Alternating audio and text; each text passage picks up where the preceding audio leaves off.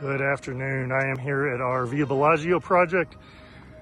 Just wanted to wrap up day one, a recap. So we got here mid-morning, took a while to get all of our materials loaded up and ready. It's a quite extensive paver restoration project. Got here, we got a coat of stripper applied through the entire yard.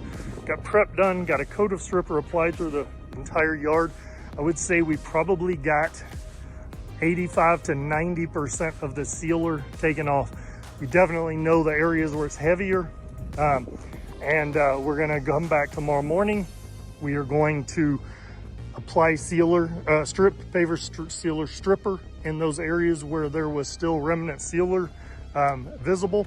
Whenever we get that all off, we will start mechanically cleaning. So we will take our surface cleaners and start going back and forth like we're mowing a lawn, 3 different directions to get these pavers really clean. Once we've got that done, we will chemically clean the surface of the pavers to get it ready to take the sealer. Once we're done with that, we will go back and sweep sand back into the joints to the appropriate level in the chamfer of the paver.